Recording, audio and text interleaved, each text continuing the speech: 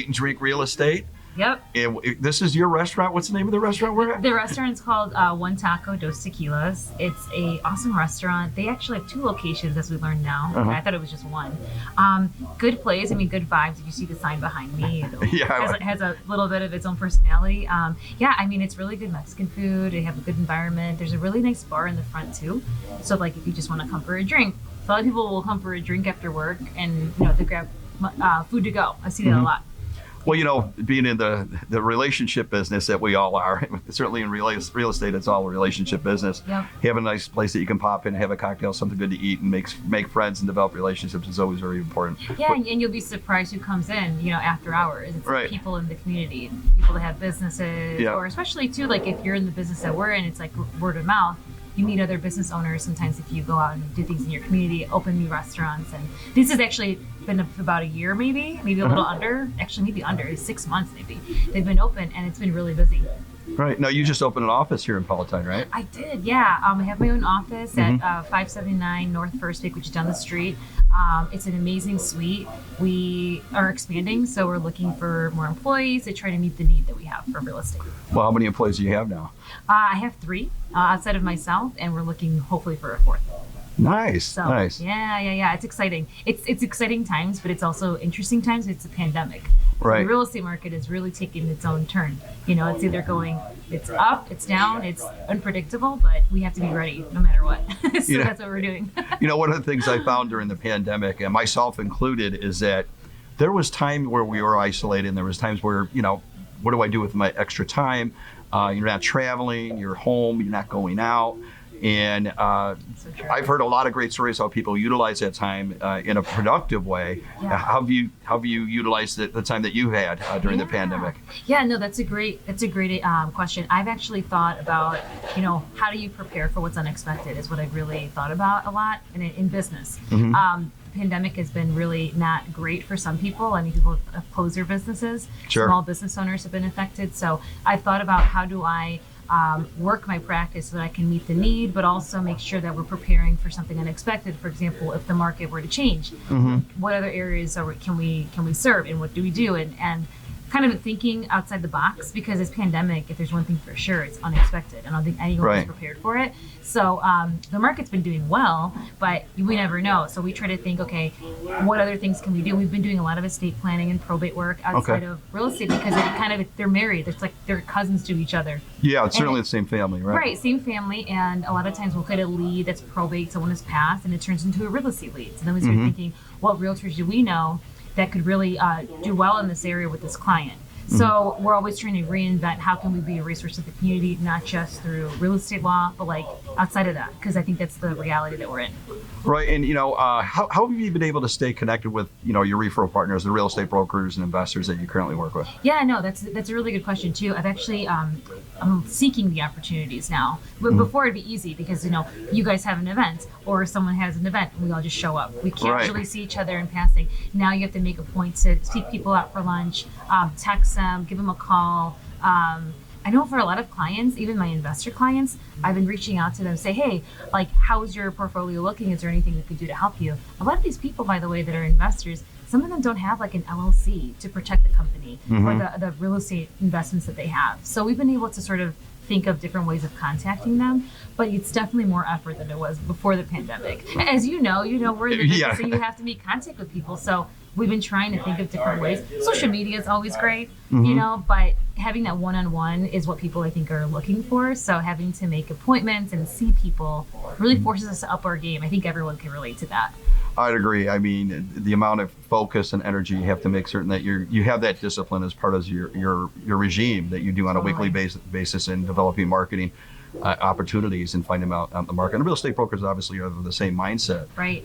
So I'm sure they'd appreciate that thought as well. Yeah. You mentioned probate. You do probate work. Yes. And I know that sometimes can be a source of leads and listings Yes. for brokers. Can you elaborate a little bit on how that actually works? Because I get those questions. I can't answer them because I don't do that, but I know it's related. You know what? I've always said that probate estates and when people have passed, it's an untapped market is what I've always said. And I've actually lectured on this before for my own presentations, but the reason they're untouched, or I say untapped, is because people do not think about that being as a resource for business. A lot of times when someone has passed away, I get the phone call of, hey, my grandpa's passed away, grandma's no longer living, we want to sell the home.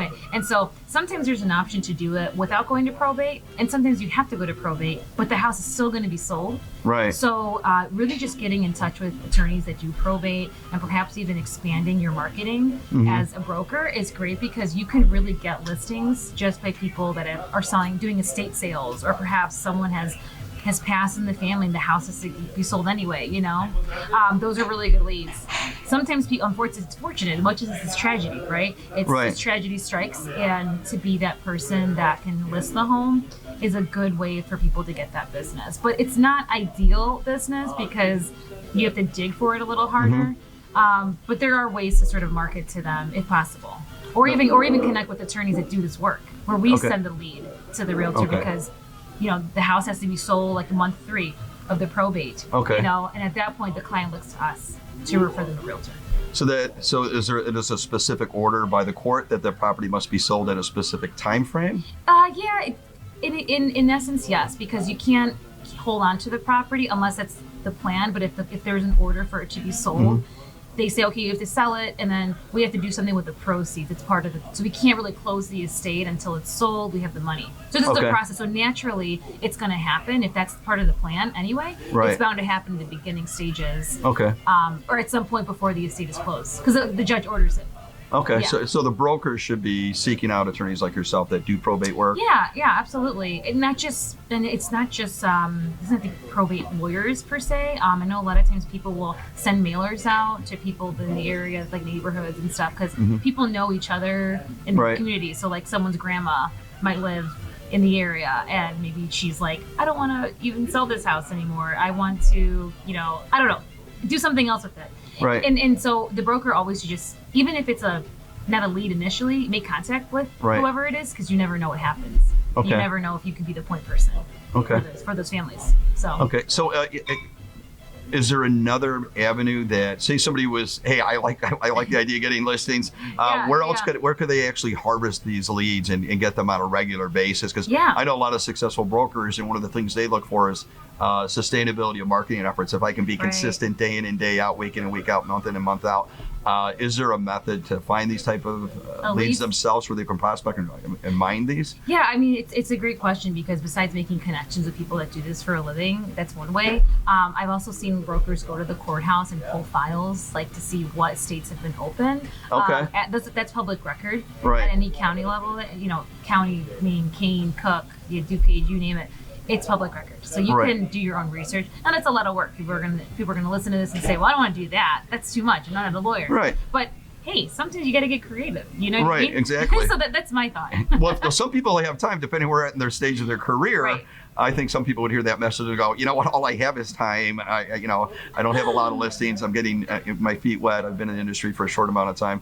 Yeah. So I imagine those people would be a little more gregarious and more willing to go out and do that extra work, you know? Yeah, absolutely. And I will mention too, something not having to do with death, but more so people that their health is declining. Right. You know, those powers of attorney clients. So some brokers will call me and say, I don't know what to do. I have a power of attorney. Somebody has a power of attorney over grandma or their mom, and they're going into assisted living. So sometimes those can be found not just through the attorney, but also there's people that do, like, I want to call it like senior transitions. This is something that I've recently learned in my practice, that there's people that they're like concierge services that do senior living. I want to say assisted living, like arrangements with the family. Right. So these people are already trusted within the family and looking for where grandma's going to go because she's not doing well.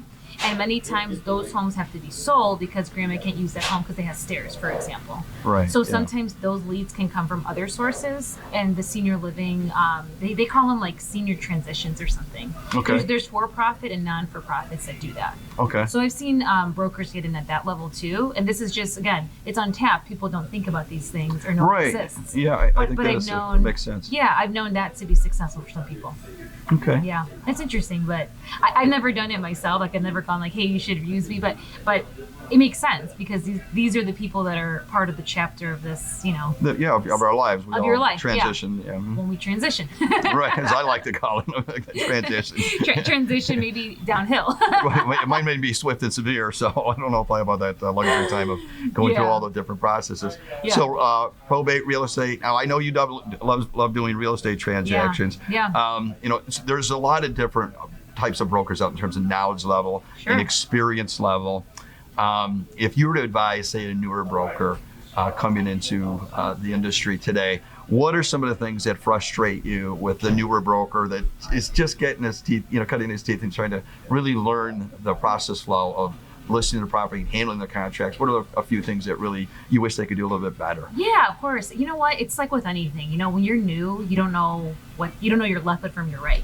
So I think asking questions is really important. So for my biggest pet peeve is when people don't ask questions and you get the file and it's a disaster, or the client is asking me a question that maybe they should have known from the beginning. So I think not asking questions and not asking for help, I think is something people can do better. This is just in general, but definitely when you're a newer agent, not asking for help, not asking for guidance. Not a lot of people are probably listening to this and will say, well, I don't have the training. They didn't train me at my, firm or whatever, brokerage. But I don't know. I still think that you should ask questions. So I think not asking questions, not asking for help is one thing that's frustrating because it shows in the quality of the work. Sure. So there's that. Also, communication, right? Bad communication or not having trust in your team is also something that could be frustrating to everybody, including the person who's, trying to make this their first listing or their first buy. You have to communicate, in admitting, hey, I don't know how to do this, or I've never done this before, When you don't say those things, I think it's detrimental for everybody because we can't assume what people know and don't know. True. But we were all new at one point, so it's good. Absolutely. Right? I'm still learning. It never ends with me. Exactly. And another thing too, I always tell people, like, be a student, always. Even if you say, I've been doing this for 20 years, because everyone loves to say that, right? Or 30 years or 40 years. I've been doing this my whole life. Well, you should always be a student because you never know what you don't know, Right. And I think, keeping that mindset, no matter what level you're at, will really help. Because it can be frustrating to yourself and to your, colleagues if you really just think you know it all, because no one really knows it all. Well, I found that people, and we've all run into these characters, they present themselves as a know-it-all, or, I'm an expert at my craft, but these are the people that people don't help. Yes. They don't proceed forward. Yeah. Well, it looks like our food's here. Oh, great. Wonderful. Or even, I was going to say even better, they think they know something and then it hurts them because they thought they knew something. They should have asked questions. Yeah, it can get worse. Yes, please. Thank you, Renee. Wow. So you got the shrimp fajitas. I got the chili rellenos. We're looking good. Okay. So the steam you see here. Yeah, what is all this steam? It's a facial, actually. No, I'm kidding. It's the shrimp fajitas. They look amazing. And with corn tortillas, you can't get better than that. Sizzling fajitas on a... Oh, I love it. Oh. I've got the chili relleno in a taco format, which I will devour in a moment. Okay. I have one more question for you. All right. Tell me. So, you're obviously in Palatine. You love this town. Yep. If I were to give you $100 million to help the city of Palatine, what would you do with that $100 million? Oh my gosh, that's a hard question. Okay, that's really good. Honestly, I'd probably do something in the community where you can create a non-for-profit, maybe outreach center for young kids, people that need to put their kids in an after-school program. Those are always needed in any community. And I think those are actually really underrated. So I think I would do something like that. Maybe not the answer you were expecting. It's $100 million. You're going to buy each kid a car? I mean, no, I'm just saying. It seems like quite a bit of money. Do something with it. I don't know. I mean, if it's to help the community, I would be doing stuff to help the community. As much as I can say, yeah, I'm going to put it towards Garces law. I'm not going to do that. But because that helps the community. No. You're helping the community right now. With your knowledge. No, I think it's important to have places for the community to get together and learn things. So community centers is the first thing that came to mind because I think about people like a library, because I've always been a big fan. Yeah, of libraries or community centers where families can come and get resources. Because I think with the business that we're in, whether we want to admit it or not, we work for the public. So the public needs to be educated on like their rights, or what's a real estate transaction, how do you become a homeowner. That's a really big chapter for a lot of people. So if we think about that, like community centers and doing good with that money, we'll do more. We can get more business, we can help the community all at the same time. I'd probably do something like that. So it's like, I don't know what else I would say, because I'm like, I wouldn't go and make a subdivision. Like I'm we got plenty of subdivisions. There's very few lots available in Palatine. That's what I mean. It's like someone already thought of that. You got to go vertical. Just bigger buildings, stack them on top of Make each other. skyscrapers. Make skyscrapers. That's one way to give back. Oh, That's that's fine. true. But I would use it to give back, I think, because I think there's a lot of the problems that communities face in any city is that they don't have enough like resources. So to create opportunities for people with resources and get educated in whatever they need to get educated in will be better for any city. I like that. Maybe I'm going to run for mayor now. Okay. You're getting close. You got my vote right now. You're the mayor of Palatine in 12 months from now. But let me ask you one more question. In all sincerity, being in the real estate business, being an attorney, tell me who you helped. A personal story where you've met a couple. There was issues. There was challenges. Yep. What can you share something like that? Yeah, for sure. I'm thinking of my clients that are from Palatine. Actually, they're elderly people. They don't have kids. They don't have family here. They actually don't speak much English, but they have a lot of success in their personal real estate and finances. They just have a lot of money, but they don't necessarily have the sophistication of some of the stuff that they need help with. Right. So when they came to me for a real estate transaction. They needed help. They were like, we just want to sell this place, but we don't know if it makes sense. I'm no financial advisor. I'm not going to pretend I am. But these people were in a position where the husband was sick. Again, they have done really well for themselves, but they don't really have like a lot of, they're not sophisticated in any way. So the husband is really sick and they don't know where to pull from. Financially, they were not doing good because a lot of the money is tied up in the real estate. So it was helping them, like, basically kind of came to the agreement, okay, we have to create a way for you to be able to take care of your husband. So we started like going into selling some of their commercial properties, which I helped them with, which is really awesome. That was their retirement because they didn't have retirement. They didn't have savings. And they needed the help. So not only did we do that, we set them up for like their retirement because they had already generational wealth, so to speak. Okay. They were able to liquidate that and like actually live on their merry lives because they were actually in the point of losing their current home. Oh, wow. Because I don't know, if something happened financially that they just were not prepared for. So they sold some commercial buildings. It was really great because I felt like we did something to really help them. And then after all of that, I created their estate plan so that in the event somebody gets sick or someone goes, everything is protected. So that is like one of the most, resilient and like clients I'll never forget because she thanked me forever. She was like, "You're my savior." I'm like, "I'm not your savior." Right. But she did use those words. And, it's like, just goes to show how appreciative people are if you really take the time to like help them and get to know them. And I actually think I set them up to have a longer, not as stressful life in retirement, Right. So they prepared for something, as opposed to having nothing prepared for before they saw me. They had nothing prepared. So yeah. That's a great story. And I think, those are the things I think that really resonate with people because we do help people.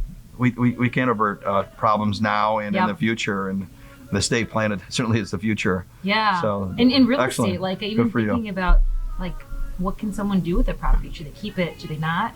Right. That's really valuable, and anyone can advise that's in the industry. Right. So they stick out to me when I think about that. Good stuff. That's a good one. Thank you. Yeah, you're welcome. Yeah, and they're in the area now. They're like happy as ever. Good. We like happy people. They're now retired and like they see you. They go, "That's her." Well, it's funny. She helped me. They've called me for other things, but when we met, their building wasn't. I was like, "Why don't you just get rid of it? Don't you need the money?" They were like, "Yeah, but we don't really know how much it's worth."